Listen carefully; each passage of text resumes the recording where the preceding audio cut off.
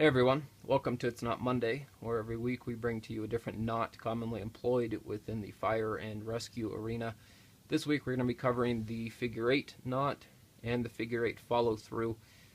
Before we jump into the knots though, as always, when you're learning these knots and you're practicing them, go ahead and practice with gloves on, whether you are wearing fire gloves or leather gloves or rescue gloves, extrication gloves.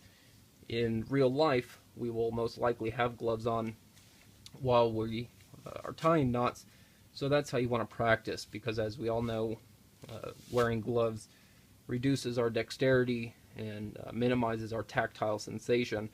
So learning knots and practicing them with gloves on will help reinforce the ability to tie these knots with the gloves on, whereas if you learn them and practice them ungloved, and then you go to tie them with gloves on the fire ground or anywhere, you're gonna end up fumbling over yourself most likely, because it will be a little bit more difficult to tie them.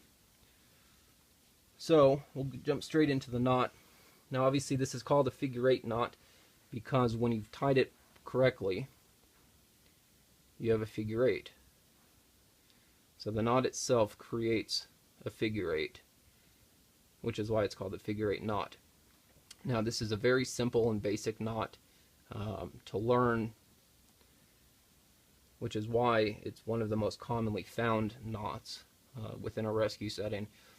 To start, you take the end of the rope, you're going to create a loop in the rope going over the working end.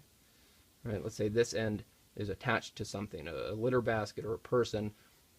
You're going to go over, you're going to come back behind, and then you're going to pop through the loop that you created, and that gives you your figure eight. So I'll do that one more time. Again, it's real basic, real simple. Take the working end that you're using, the terminal end, and create a loop. You're going to come behind, you're going to pop through the loop that you've created, and then when you cinch it down or you place the line under load, it's going to give you the figure eight. Now, if while you're tying this or when you're learning it, if you've created a loop by coming behind this end, the working end, it doesn't matter, because all you've done is flip your orientation to the knot. So you'll come over and then through, and you still have the figure eight, right? It looks like a figure eight from both sides. And so that is your basic figure eight knot. Now most often you'll see this knot used in a follow-through fashion, used to tie into a harness or to create a loop so that you can take that line and clip into something. So to create the figure eight follow-through, we're going to do the exact same thing that we did a little bit ago, but we're going to leave ourselves a much longer tail. So we're going to create a loop. Right? In this case, I've come over. We're going to come behind. And then I'm going to come through. And that has given me, it's brand new rope, so it has a little bit of memory that I haven't worked out of it yet. So that gives us our basic figure eight with a much longer tail. And we want that tail because we're going to trace back and follow through the original eight that we created, leaving a loop on the end of the line.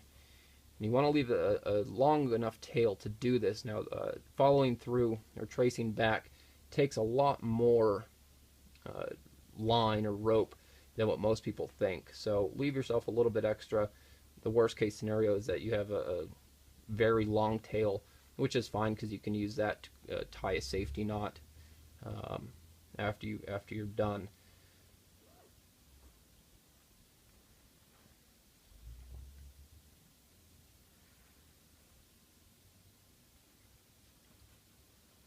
So there's your figure eight follow through, right? You still see the eight from both sides. And this is easy to check, whether you're checking yourself or you have somebody else checking your knot for you, which is a good practice, especially if your life or someone else's life is on the end of this. You want to have somebody double check your work, somebody not you, and this is a real quick visual check of the type of a knot to make sure that it's tied properly. You have 2 lines, 2 lines, 2 lines, and then 2 lines, right? From the opposing side, same thing. 2 lines, 2 lines, 2 lines, and then 2 lines, and then you have your loop. Now this can be used if you were clipping in, whether you're clipping into a harness or you're clipping into an anchor point or anything that you need to clip into. This is when you would create a figure 8 follow through to make this loop. Now the only time in real life that you would actually tie the figure 8 and then follow it through is if you were tying into a harness. So I'm going to use my rock climbing harness to demonstrate this. So you'd create your figure 8. This is a knot or a way to tie into a harness that most of us use when we're rock climbing or rappelling. Right, you're going to feed that end of the rope through your harness and then proceed to trace your original figure 8.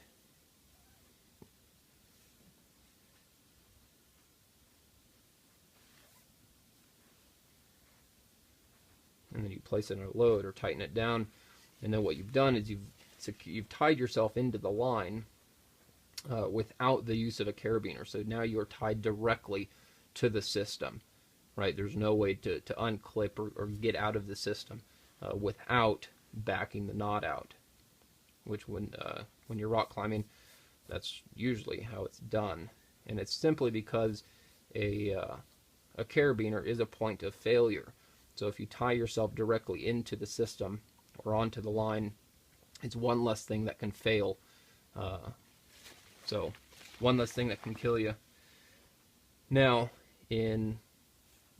if you are clipping into something, whether you're clipping into an anchor point or you're clipping into a harness on within your turnout pants or a climbing harness, if you're going to clip in and you don't need to actually feed the line through the harness, you can create a figure 8 follow through in a much quicker and much more simple way, simply by taking a bight of rope, as you see here, and then you're going to take the bight and you're going to create the figure 8 knot. Right, so instead of creating a figure 8 and then following it through, I've just taken a bight of rope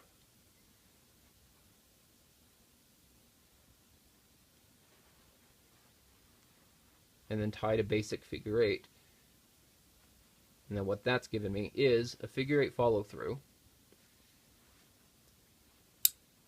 just a lot quicker. Now again, you can only use this if you're clipping into something, because there's no way to feed this loop through your harness, because you've already followed the 8 through, essentially.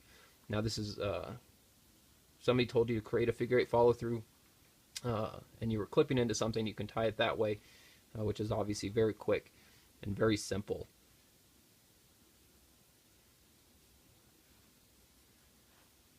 A lot of people also call that a figure 8 on a bight, because you can tie it, you can do this anywhere along the length of rope that you're working. So I'll show you real quick by going to the center of the rope. That's about the center.